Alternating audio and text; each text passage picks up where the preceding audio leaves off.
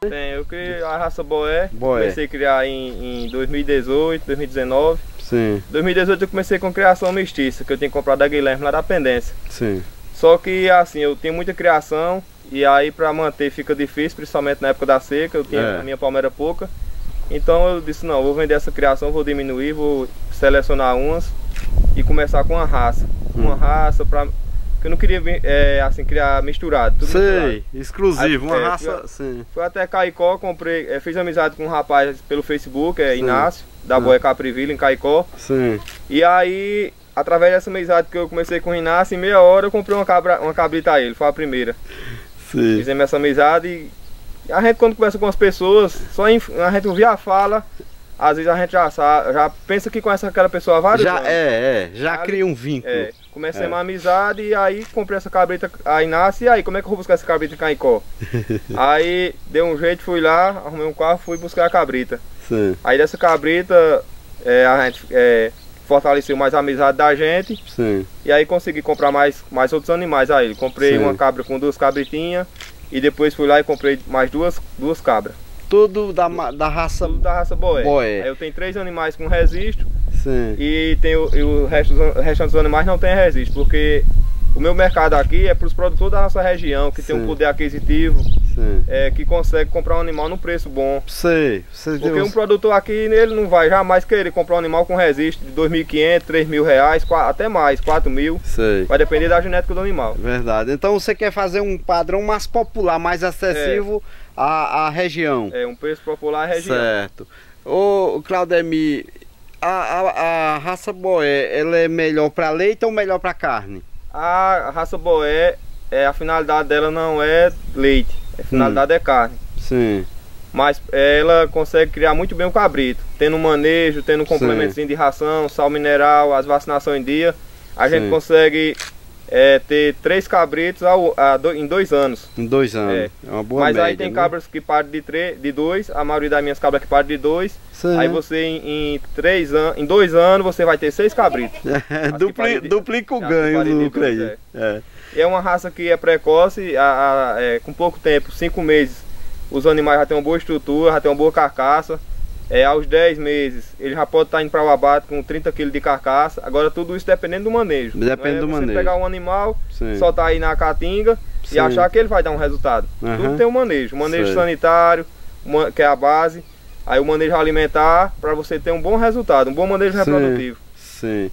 Aí você já tem um bom plantel aqui, em torno de quantas? Hoje eu estou com 18 fêmeas e um reprodutor. E um cabrito que eu comprei em Sumé, ao meu amigo Anselmo, que vai ser o futuro reprodutor do rebanho. Hoje ele está com 7 meses. Sim, já tem um bom plantel, porque você está começando, né? Já vendi vários animais também para produtores aqui da região. Já vendi, o primeiro cabrito que eu consegui vender foi para um rapaz do Ceará. Eu não conhecia nenhum rapaz. Guilherme me deu uma força, Guilherme lá da Pendência. Ele passou o contato do rapaz. E aí, não foi nem eu que negociei, Guilherme que negociou esse cabrito. Negocia aí que vai dar certo. Aí Guilherme vendeu, o rapaz estava no Rio de Janeiro. Comprou o cabrito, quando foi com uns 15 dias, veio buscar em Gujão. Eu deixei esse cabrito lá, não sei nem quem é o homem. Já pensaste? Já vendi para Lagoa Nova, para Marconi. Quer dizer, se você quiser também criar com o objetivo de vender matrizes, também é um bom mercado, né? Meu futuro. Tem um bom mercado para isso. Quando tiver, assim, a gente tem que sonhar, né? Verdade. Só realiza quem sonha, né? A gente que tem fé em Deus, a gente consegue realizar o sonho da gente. É verdade. Aí, o meu futuro, quando eu tiver com 30 matrizes, aí eu começo a vender umas fêmeazinhas. Mas é direto, querendo a fêmea, mas eu não posso vender porque vai ser meu futuro. É verdade. Então você está investindo em um bom nicho de mercado, né? Porque é uma raça qualificada, você está fazendo o manejo correto, então você tem aí garantia de mercado para o abate e tem garantia de mercado para a recria, né? Para reprodução, recria e reprodução. Muito bem, parabéns pela sua atitude, porque na nossa região aparentemente é difícil se viver por causa da seca, da adversidade do clima. Mas se o cara for com você focado, centrado nas técnicas do convívio, dá para o cara viver e viver bem, né? E hoje a gente tem uma grande vantagem, as novas tecnologias que está aí. Sim. Né? Hoje a gente tem uma palma, vê aquela praia da Coxilha do Carmim, mas aí o pessoal se mobilizaram, na época era Zé Bento, secretário de Agricultura, secretário não, prefeito, sim, mas teve como secretário de Agricultura também, Genuário estava na Secretaria. Deram uns incentivos aí, né? Genuário estava na Secretaria de Agricultura também. Sim. Se reuniu com os produtores e começaram a trazer essa palma da Bahia, a primeira carrada de palma que veio. Sim. Assim que começou a Coxilha do Carmim, que pra gente no município de Soledade entrou aqui por Manuel de Souza, começou em Manuel de Souza. Sim. Mas aí o pessoal se uniram e correram atrás dessa palma. Teve gente que começou com 20 folhas, com 30 folhas. Hoje tem um campo de palma com 30, 40, 50 milheiros ou até mais. Inclusive, ela se adequou bem à região, a nosso clima, né? Se adequou bem. Se adequou porque ela é uma palma que você corta hoje, com poucos dias já está cheia de fiação, cheia de óleo nos folhos. Sim. Mesmo estando no período seco, você dá um corte nela, ela começa a rebrota. Pensasse. Quando chegou a cochonilha, foi um fim de mundo para o criador, né? Foi. Quando não tinha ainda essa expectativa dessa palma resistente, as esperanças do agricultor, do criador, ficou bem complicada, né? Porque a palma conhecida como palma gigante, ela era uma palma da região e que todo mundo estava acostumado com ela, né? E de repente viu essa reserva de palma indo embora, assim, de um momento para o outro, né? Zerar. E aí vem essa palma resistente e graças a Deus estamos vivenciando o homem do campo hoje muito feliz com ela, né? Também tem outras tecnologias na alimentação, a silagem, sim, que antigamente era muito feita pelos pessoal mais antigo, né? Do nosso antepassado. Sim. E é uma coisa que está voltando, o pessoal está vendo que dá resultado, a silagem. Sim. Mas que nem a palma não tem igual não, a palma é a base alimentar do rebanho. Se você tem um bom plantel de palma, você tem um bom palmal, você vai conseguir manter no período de seca o seu animal num estado físico bom. Sim. Sempre no período de seca é normal que a ração sobe de valor, né? Todo ano é dessa forma. Sim. Sempre sobe, só que dessa vez, devido à pandemia da Covid-19, o preço triplicou. Sei, o valor que a gente comprava. Houve um boom aí no preço da ração, né? Porque você dando palma, você diminui a ração concentrada. É verdade, E é uma boa alimentação, né? Muito bem. Então o criador da nossa região necessariamente tem que ter palma na sua base alimentar do seu animal, né? Se ele disser assim, estou pensando em criar. Se ele disser, eu digo, pense primeiro em plantar a palma. Porque se você tiver a palma, você vai conseguir se manter. Porque se o cara começar sem ter a palma, ele vai dizer que nada dá futuro, que nada presta, que não dá futuro criar. Tudo mas dá não, errado, não é dessa forma. É verdade. O primeiro passo é você criar a palma. Você está pensando em criar agora, espera uma coisinha, comece a plantar a sua palma. Quando a sua palma tiver com 2, 3 anos, aí se você também der uma adubação com estrumo, sim, aí quando ela tiver com uns 2 anos, ela já está preparada para dar um primeiro corte. Aí o cara já pode começar a criar. Aí já pode começar a criar. Verdade. Mas se não tiver palma, não aguenta não. Eu sempre digo, a palma é a poupança do criador. É o ouro verde. Não é? A palma é o ouro verde. Porque se você tiver criação ou não, a palma é essencial. É renda. Porque ela é renda, ela tem mercado, né? E um bom mercado. Ok. Valeu, obrigado, Claudemir. Obrigado a você, Elias. Sobrevivi porque nasci em um pé de serra. E quem nasce em minha terra, resistência é profissão. E nordestino é madeira de dar em doido. Que a vida enverga, mas não consegue quebrar não. É um cara da cidade, mas tem um gosto muito grande pelo campo. Isso não é de hoje, não é de agora. Me fala da tua infância. Falar da minha infância, eu não convivi com minha avó não, mas me lembro logo da história que minha mãe conta. Me contava desde criancinha, ela contava como chegaram aqui a Soledade. A minha avó veio de Timbaúba dos Mocós, Pernambuco. Lá no Pernambuco. Timbaúba, chama Timbaúba dos Mocós. Conheço essa cidade. Quando ela chegou à Soledade, tinha um casal de filhos, era José de Brito, que chamava Dé. Sim. Não sei se eles conheceram. Não, eu não conheci teu avó não. E tinha Carminha, que é minha tia. Carminha, conheci demais. E aí em Soledade,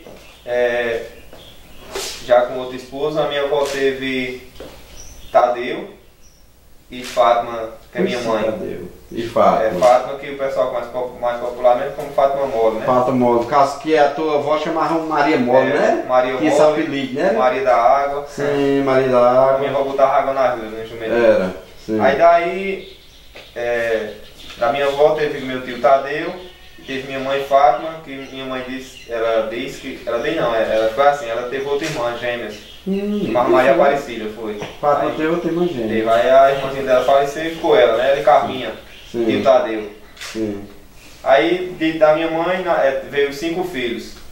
São 3 homens e 2 mulheres. Sim. Cátia, Caíme, Catiana, Clebiana e Claudemir. Só tem eu não sei, os outros estão na letra K. Na letra K. Aí vem meus irmãos, 5 filhos. Sim. A nossa mãe teve os 5 filhos, cada um teve um pai. Sim. Mas saindo de merece a guerreira que ela foi, né? Bem. Batalhou, lutou pela gente. Não diminui a personalidade dela, né? E a gente teve... cada um teve um pai, 5 pais, mas a gente teve um pai maior que foi Deus. Que foi Deus. Que deu saúde e coragem a minha mãe para ela trabalhar. Uma mãe guerreira para criar ela trabalhou, se esforçou muito, sofreu muito. E na época ser uma mãe solteira, né? Mãe 5 filhos, e a sociedade da época... Além da discriminação, a luta para sobreviver, né?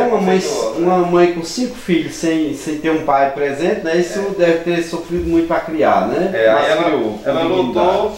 ela lutou e foi trabalhando, ela trabalhava, fazia faxina nas casas, lavava roupa de ganho, levava roupa para lavar lá no Negrinho para de comer a gente. Sim. E sempre procurou botar a gente para estudar, botava a gente na escola e graças a Deus a gente conseguiu... Chegasse a concluir o curso superior, se graduar? Eu terminei os meus estudos do ensino médio no Trajano Nova, desde pequenininho que eu estudei no Trajano Nova. Da alfabetização a concluir o ensino médio. Sim. Aí, em 2009, consegui passar no vestibular, tinha prestado vestibular, que na época ainda não era Enem, era vestibular. Sim. E consegui ir para a universidade e não terminei a formação porque eu mesmo não quis. Sim, porque não era aquilo que eu queria, né? Sim. Mas aí faltando 1 ano e 6 meses, mais ou menos, para terminar o curso, porque eu tinha que pagar umas cadeiras lá que eu tinha trancado os períodos. Aí eu desisti. Sim. Aí fui para a área que eu mais gosto, que é a área da rural. Sim. Aí... Deixa eu ver aqui. Quando é que nasceu esse seu gosto pelo rural, pelo campo? Desde pequenininho. Minha mãe levava eu, assim, a memória quando a gente é criança, até 4 anos a gente não lembra muitas coisas, mas eu me lembro, teve coisa que marcou que eu ainda lembro. Minha mãe levava eu pra melancia, lá pro sítio de Nevinha Cândido, Seu Paulo. Sim, conheci. Lá na melancia. Sim. Aí foi daí que eu tinha gosto, comecei a criar gosto. Tanto pela parte rural, como também pela parte da poesia, já vem de criancinha. Porque eu escutava um cantador repentista cantando no rádio, eu não sabia nem quem eram aqueles cantadores. Sim. Mas eu achava tão bonito o repente, a forma deles dizer o verso, que era uma forma cantada, e tocar naquela viola. E daí eu comecei a gostar de poesia. Só que o tempo foi passando, a gente vai crescendo e isso daí ficou esquecido. Sim. Aí quando eu estava na escola, a Abdias era um professor meu, aí ele sempre cobrava muita gente de leitura. Leitura diversificada, não só de cordel, mas todas as leituras. Sim. Aí eu li o meu primeiro livro, Vida Seca, de Graciliano Ramos. Sim. Aí daí eu comecei a gostar muito da leitura e fui começando a ler. Isso foi até antes de eu entrar na universidade. Aí quando eu já estava na universidade, aí aumentou o meu gosto ainda mais pela poesia, pela literatura, porque eu comecei a ver a história, de onde se originou a literatura. Sim. A literatura de cordel e a outra parte da literatura escrita, né, poemas. Você é funcionário público, você é concursado em que área? Eu sou concursado desde 2003 como auxiliar administrativo. Só que eu trabalhei já em diversos setores lá do serviço público. Sim. Já trabalhei em diversos setores. Já trabalhei como fiscal sanitário, já trabalhei tomando conta de farmácia, já trabalhei em laboratório, já trabalhei em recepção. Já foi secretário? Já fui secretário de agricultura por 9 meses. Sim. Trabalhei também no matadouro. Você tem um currículo excelente. Aí agora atualmente eu estou como coordenador da Operação Pipa no município, desde o ano passado. Sim. Desenvolveu o seu gosto pela poesia no contato com o campo, com a zona rural, quando escutava os violeiros. Me fala dessa tua vida quanto poeta, desse teu lado poético. Eu estava uns 18 anos, eu sempre viajava, tanto para Campina Grande, através do meu trabalho, como como servidor público, como às vezes tinha que fazer viagem para Patos. E nessas viagens eu chegava em Patos, comprava cordel, chegava em Campina Grande, comprava cordel. Se eu fosse uma viagem de uma pessoa, às vezes eu ia na rodoviária lá, tinha um cordel, eu comprava. E aí a gente vai lendo, vai criando gosto pela poesia, pela literatura, né? e vai se aprofundando. Sim. Aí de tanto você ler, você começa a entender a coisa e começa até... A dinâmica da construção do cordel, né? Então você já tem alguns cordéis escritos da sua autoria? Da minha autoria eu tenho. Eu fiz um cordel sobre anatomia nordestina, que foi incentivado pela professora Carla, que é neta de seu Raimundo Brauna, ela era professora, e ela não era nem nada de português, era em outra área, e ela pediu para fazer esse cordel para dar uma aula aos alunos. Que era o jeito que a gente fala aqui.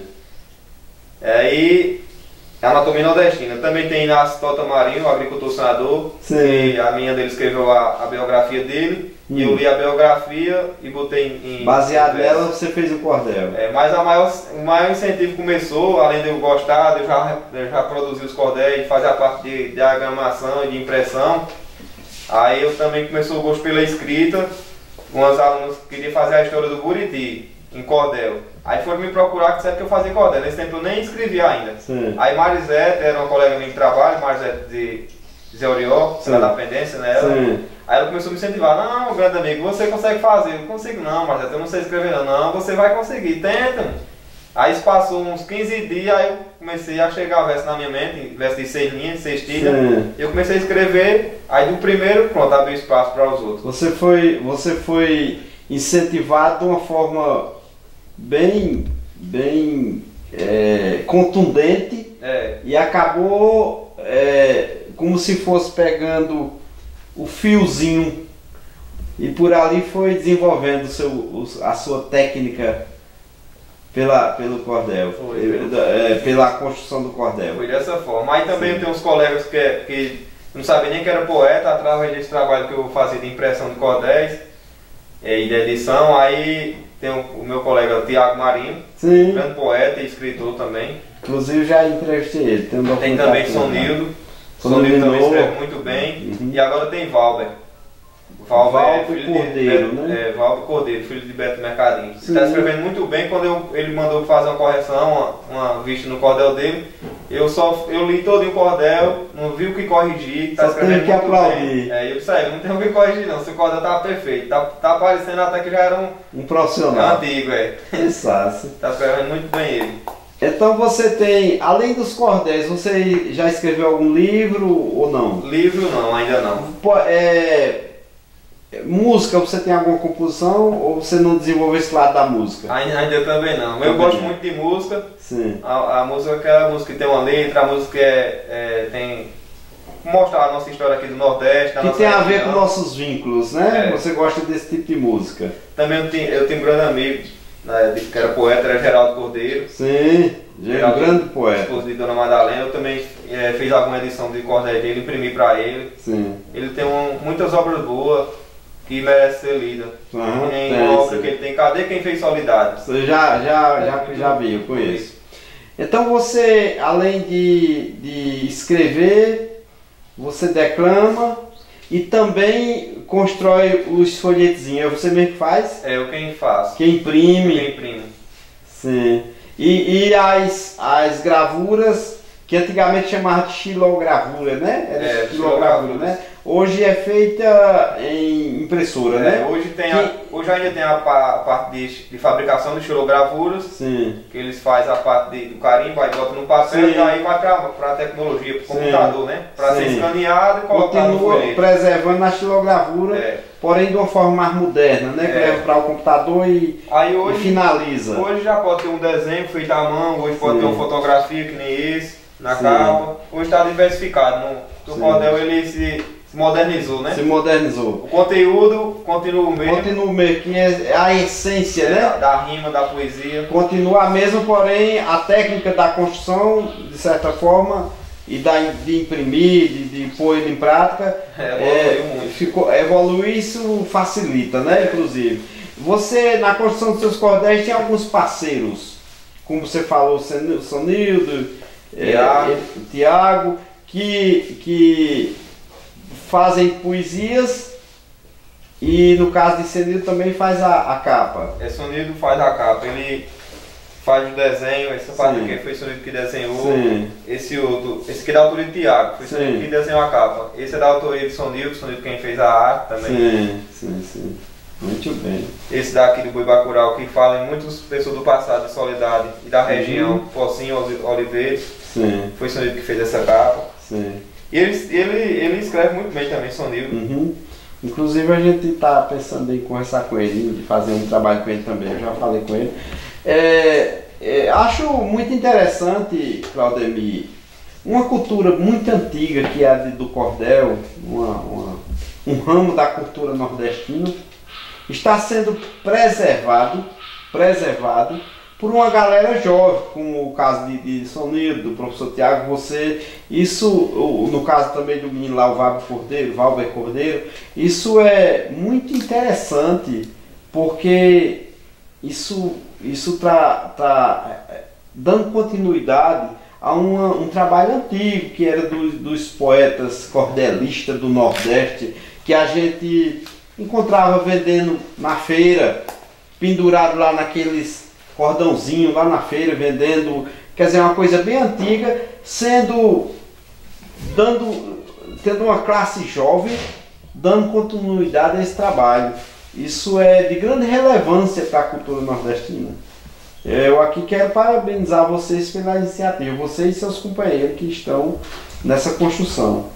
Inclusive, eu quero lhe apresentar em breve, devo passar o contato dele para você, no meu amigo Neto Ferreira, que é um cordelista também, lá de Livramento. Eu vi ele lá em Bossesso, na Pronto, conheci ele ali também, fizemos uma certa amizade, já estive na cidade dele gravando ele. Ele é um cara que é um grande impulsionador da poesia, principalmente dessa poesia de cordel. Nosso amigo Normando Cordeiro lá em Juazeirinho também, que é um grande incentivador e produtor de cordel. Primo de Geraldo, inclusive. Nós temos também a poetisa Maria, lá de Pedra Lavrada, que recentemente estive gravando um documentário com ela, e ela me disse que pretende também desenvolver a técnica do cordel. Eu quero ajudar nessa aproximação de vocês, que é para quanto mais parceiro unidos na mesma luta, com o mesmo objetivo, mais fortalece o movimento, o trabalho, né?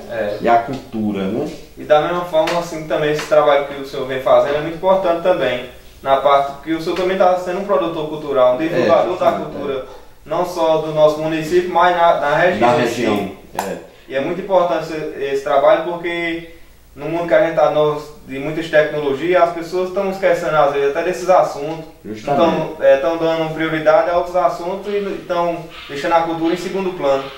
E essa forma desse trabalho que o senhor faz, de estar divulgando a cultura, a forma de viver, a forma de vida da gente, é muito importante isso, porque isso daí é um arquivo que vai ficar aí para séculos. Perpetuar-se lá. Nosso canal foi criado com esse objetivo.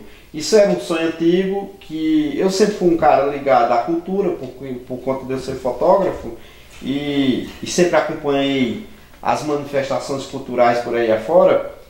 E eu tenho um sonho de criar um canal, só que é muito difícil manter um canal. Mas um dia eu disse, eu vou começar, e comecei. Agora é recente, alguns meses.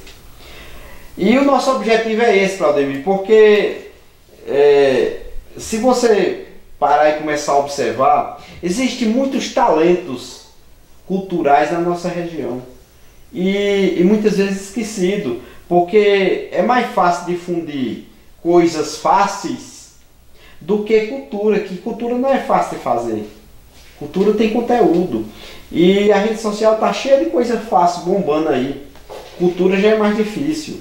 Então, nosso canal tem esse objetivo de divulgar o jeito do nosso povo, os costumes do nosso povo, que tudo isso é cultura. A nossa cultura popular, na essência, o artesão da nossa região, o vaqueiro, o repentista, o poeta, o cordelista, o agricultor, o criador, a história da nossa região, tudo isso está nesse contexto, na nossa visão, no nosso foco de divulgação.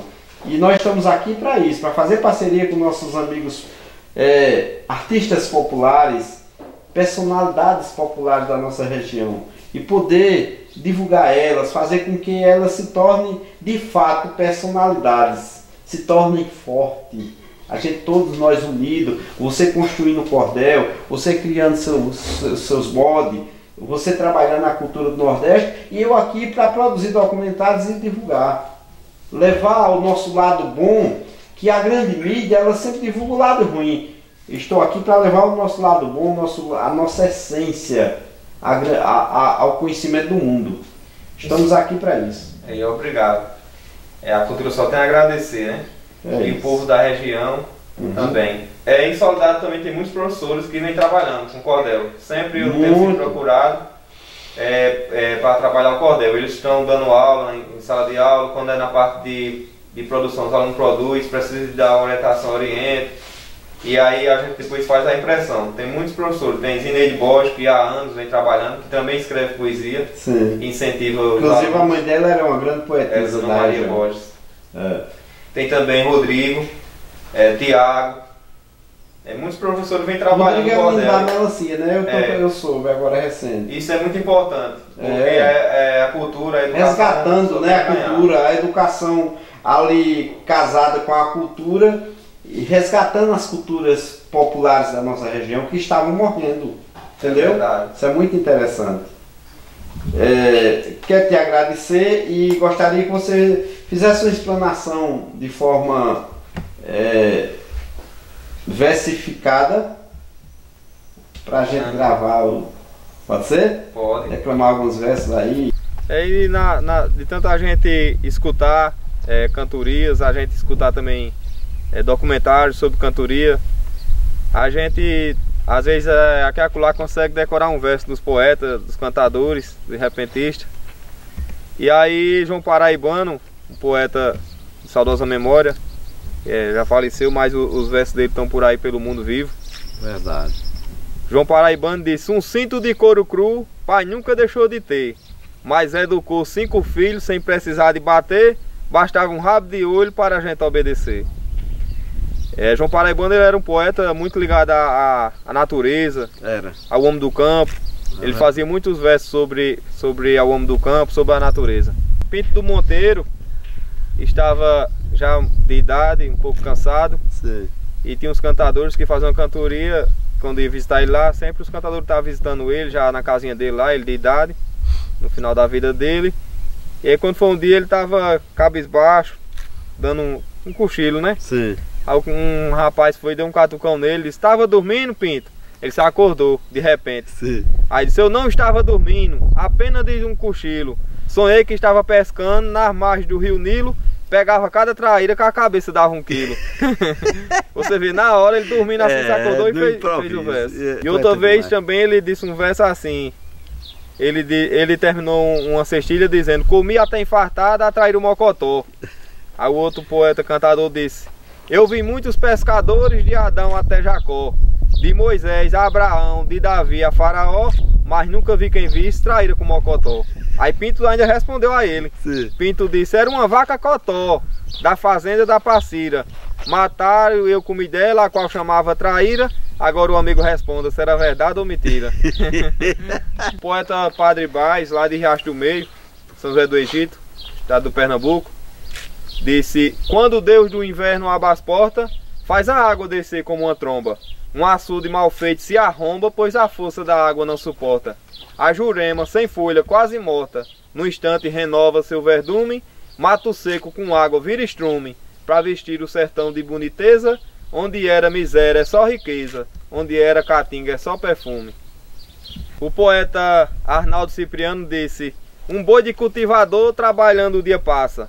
Não quebra o canzil da canga, nas cordas não se embaraça. Não como a palha do milho, nem como o feijão macaça. O poeta Geraldo Amanso disse: quando é tempo de inverno, o clima da terra muda. A formiga pequenina pega uma folha graúda, e quando não pode com ela, vem uma tropa e lhe ajuda. O poeta Ismael Pereira disse: o sertão estava enxuto, de repente a chuva veio. A peixeira do relâmpago rasgou a nuvem no meio. O riacho foi dormir seco, quando acordou estava cheio. Esse cordel do Boi Bacurau, ele foi editado por mim, E a minha cunhada Marinês foi quem fez a digitação. Esse cordel ele estava lá em Alcide Honorato, estava bem velhinho já, que é um cordel muito antigo. Sim. Da década de 1940. E aí eu descobri esse cordel lá, esse folhetozinho. E aí eu fiz uma reedição dele. Sim. E o poeta Sonildo fez a capa e Tiago Marinho fez a introdução dele. Sim. Esse cordel ele é da autoria de um senhor chamado Manuel Lopes, que é lá da cidade de Oliveiros. Já tive algumas informações que o apelido dele lá na época era Manuel Limão. E ele produzia muito o cordel. Era que nem Manuel Papeiro em Soledade, que produzia muito. Já ouviu falar em Manuel Papeiro, né? Conheci ainda. Chico Papeiro. Francisco Gomes Barreto, o nome dele. Aí o poeta Tiago Marinho fez uma introdução desse cordel que eu achei muito interessante. O texto que ele fez, até me emocionei. Sim.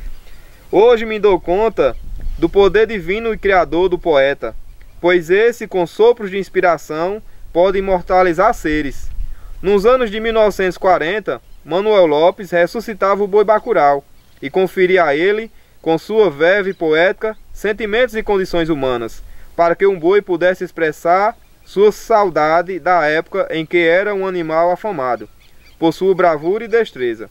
Impegável nas matas fechadas, cinzentas e espinhosas, entre as divisas de Oliveiros e Soledade, passando os anos, o mitológico boi bacural, ressuscitado por Manuel Lopes, foi sendo soterrado por camadas espécies de esquecimentos e indiferenças que o tempo trouxe para essas bandas, colocando em xeque o poder do poeta e imortalidade da sua criação.